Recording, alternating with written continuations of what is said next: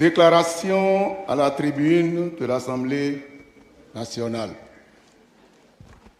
Groupe parlementaire, les démocrates. Monsieur le Président, chers collègues, dès l'avènement du pouvoir du nouveau départ, le président Patrice Talon exhortait le peuple à serrer la ceinture en signe de sacrifice indispensable à l'amélioration durable des conditions de vie des populations. Seulement voilà 8 ans que le peuple souffre et meurt sous ce calvaire sans la moindre lueur d'espoir. Chaque jour, la conjoncture se fait plus rude et confine quasiment au désespoir. Pour la grande majorité aujourd'hui, les besoins existentiels basiques relèvent d'une véritable épreuve cornélienne. Le panier de la ménagère n'est pas que vide, il est troué, voire inexistant. Contrairement aux mirobolantes statistiques dont se gargarise avec arrogance le pouvoir, les Béninoises et les Béninois vivent un atroce chemin de croix et ne savent plus à quelle fin se vouer. L'on se demande ce que nous avons fait pour mériter une telle calamité qui, telle une tonne d'échine, telle une tonne de chétine, nous submerge et nous suffoque au-delà de supportable. Monsieur le Président, chers collègues, dans notre pays aujourd'hui, malgré la création d'une agence prétendument pour le développement agricole, le maïs, devenu la nivaquine d'alors, est à 400 francs le kilogramme, faisant de notre premier aliment de base une denrée de luxe. La faim et une misère endémique tiraillent nos concitoyens dans l'indifférence et l'arrogance totale d'un gouvernement incapable de prendre des mesures d'accompagnement pour soulager le peuple. Pendant que le clan au pouvoir, ses soutiens et ses obligés s'engageaient ou s'engraissent, le Bénin et une majorité silencieuse de Béninois croupissent dans la misère, dépérissent et meurent dans l'indifférence totale de nos gouvernants. Dans tous les pays au monde, la sécurité alimentaire est le premier programme de développement. Où est passé l'ONASA? Cet ingénieux mécanisme de régulation des prix des denrées de première nécessité. Tout ça s'appelle réforme, n'est-ce pas? Une réforme qui affame et qui tue est un poison et un complot contre le peuple. Depuis 2016, aucun secteur n'est à l'abri de la malgouvernance et de la gabegie. Les producteurs de soja, de cajou et de karité vivent la destruction de l'économie rurale à travers des mesures de contrôle et de producteurs et de commercialisation des produits agricoles. Depuis environ 3 ans, les produits sont ténaillés. Les producteurs sont ténaillés par des dettes liées aux coûts d'exploitation très élevés qui ne sont pas couverts par les ventes au prix imposé par le gouvernement. En somme, le producteur agricole vend moins cher ses produits, mais achète de plus en plus cher les intrants et quelques autres produits de première nécessité. Face à cette misère artificielle imposée aux producteurs par l'exécutif, Aucune réforme n'est envisagée par ce dernier, car le bonheur des producteurs agricoles n'est pas une priorité du pouvoir de la rupture. Monsieur le Président, chers collègues, malheureusement, au-delà des ténèbres de la tyrannie et de l'oppression du pouvoir de la rupture qui s'acharne sur notre peuple, nous avons assisté stupéfaits ces derniers jours à un scénario cauchemardesque plongeant notre nation dans l'émoi et le désarroi. Des tracasseries policières, tous azimuts dans nos rues et axes routiers, des agents de la police censés protéger et servir nos paisibles populations se sont transformés en bourreaux impitoyables. Une torride scène de violence policière dans la commune de Nati-Tengou a récemment fait le tour des réseaux sociaux. Le tableau est horrifiant et ô combien révoltant. Un compatriote lâchement jeté à terre par une horde de policiers, molesté et sauvagement roué de coups de bottes dans le cadre d'un contrôle ordinaire de port de casque. Sous d'autres cieux, l'auteur de la vidéo qui a révélé la bavure policière serait porté en triomphe, comme ce fut le cas aux États-Unis dans l'affaire George Floyd. Mais chez nous, sur la base de la loi sur le numérique, une loi drone qui viole la charte africaine des droits de l'homme et notre constitution sur le droit à l'information, le compatriote Moïse Badiakou est traité comme un criminel. N'est-ce pas là une manière de décourager les dénonciations et de faire le lit à l'abus de pouvoir?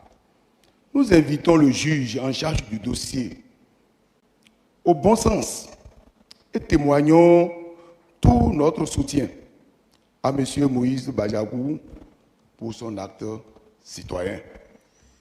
Monsieur le Président, mes chers collègues, dans le cadre de cette opération de répression policière actuellement en cours dans notre pays, le directeur général de la police républicaine, Soumaïla Alabi Yaya, a déclaré qu'il possède des fous de la police qui s'occuperont du cas des fous de la masse populaire qui refuseraient d'obtempérer.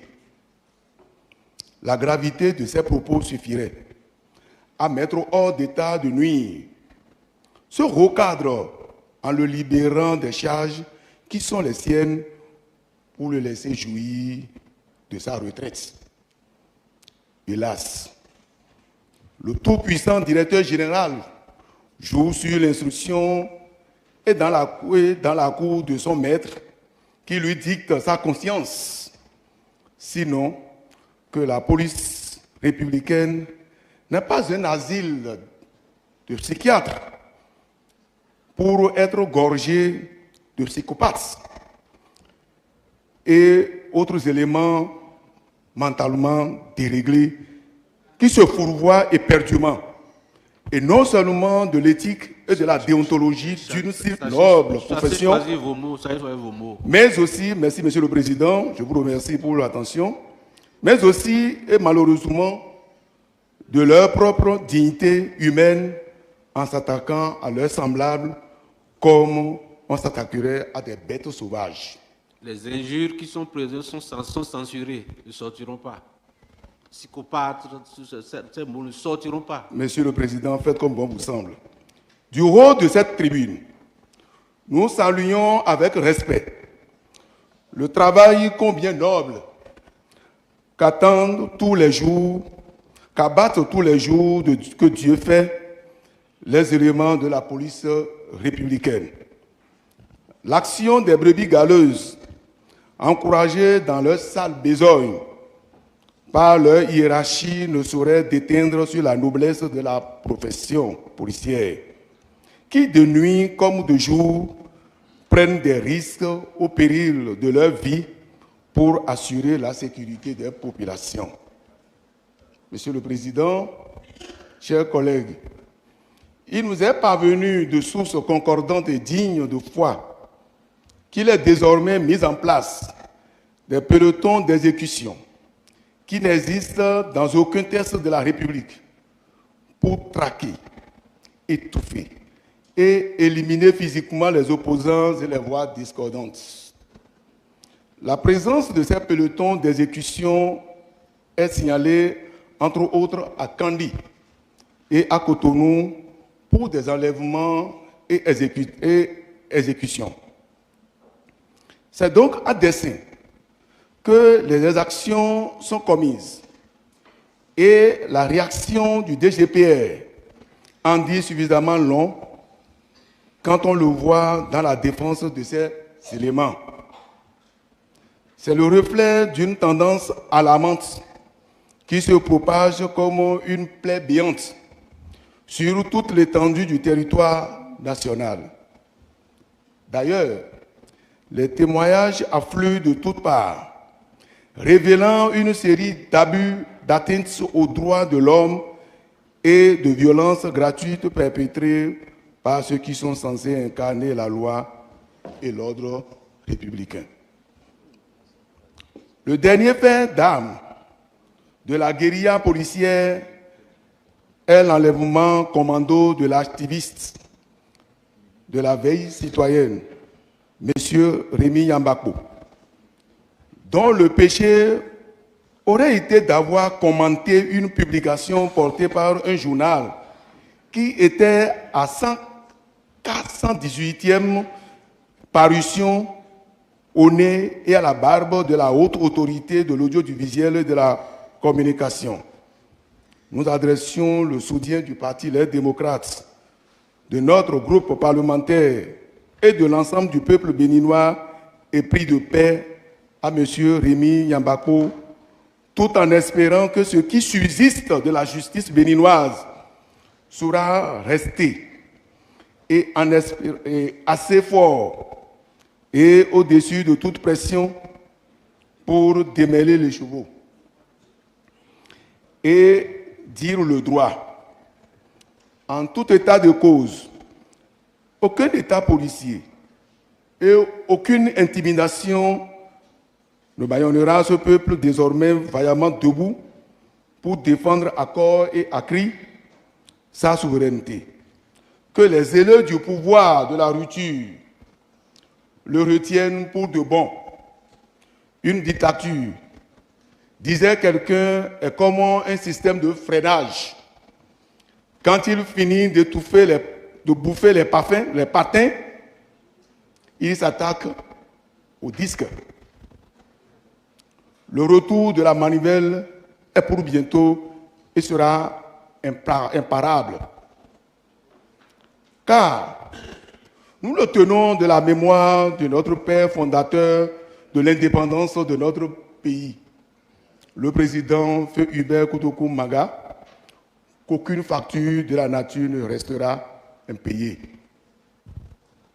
Monsieur le Président, chers collègues, vous le savez tous, puisque chacun le vit au plus profond de lui-même comme un drame lancinant, déchirant et menaçant. Notre pays couvre aujourd'hui une dangereuse bombe maladroitement goupillée dans ce même hémicycle que nous devons ensemble désamorcer.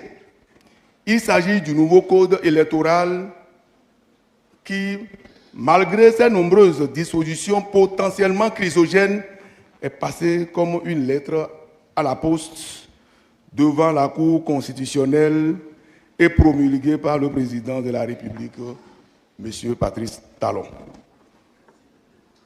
À l'examen, ce nouveau code électoral apparaît comme un instrument d'exclusion politique, laissant planer des crises à l'horizon des élections générales de 2026.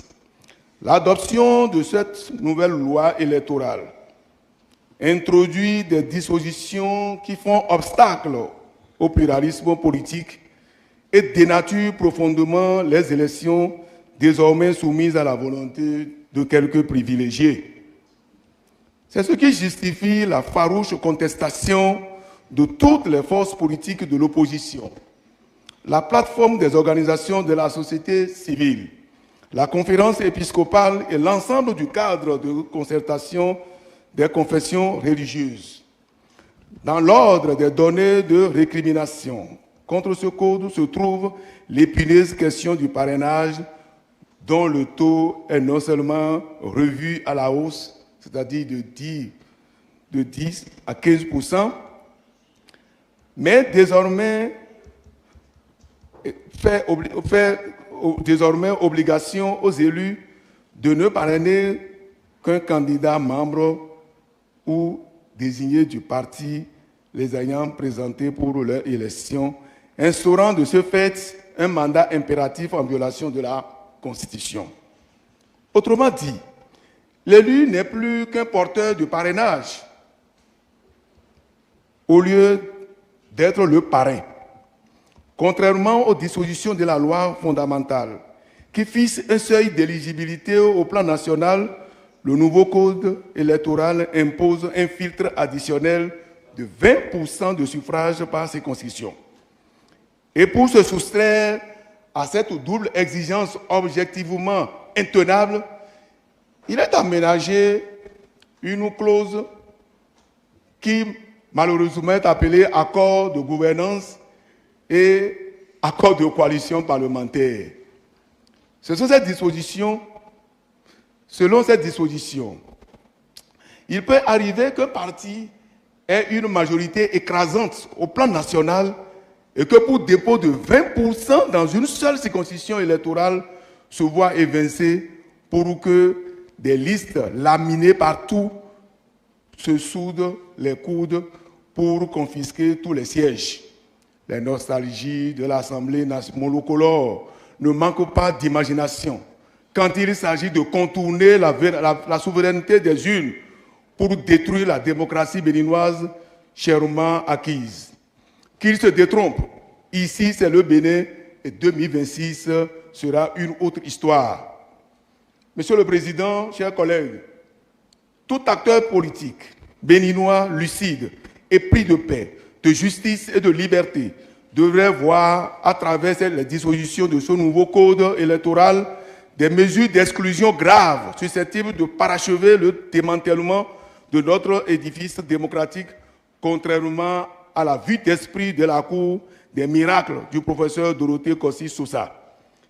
Cette Cour qui s'est fait aliéner son magistère et toute son autorité en s'aplatissant devant le diktat du pouvoir d'un homme qui régente tout à sa seule volonté, a raté une occasion historique de redonner espoir au peuple béninois. Seuls ceux qui profitent des crises politiques récurrentes, ceux qui voudront encore voir les populations civiles et militaires s'entretuer comme en 2019, 2020 et 2021, soutiendront ce nouveau code électoral. Du haut de cette tribune et en interpellant la conscience patriotique de chacun de nous dans cet hémicycle et les exigences profondes de notre filiation à notre terre natale, nous prenons autorité de l'âme du Bénin et déclarons au nom de la paix que nous travaillerons ensemble à la relecture du code électoral en nous affranchissant courageusement de toute tentative d'intimidation, de distillation de la peur et de la terreur. Car nous prévient le président Louis Blavonu que, je cite, « La plupart des guerres civiles sont les résultats de choix ou de décisions politiques. » Fin de citation. Monsieur le Président, chers collègues, l'heure est grave. L'âme du Bénin, terre de Bianzin, de Bioguera, de Kaba, de Tofa, de Monseigneur Isidore de Souza, de Mathieu Kérékou nous interpelle. Nous sommes chacun individuellement responsables de nos actes. Travaillons à rester du bon côté de l'histoire. Merci, monsieur le Président. Merci, chers collègues, de votre attention.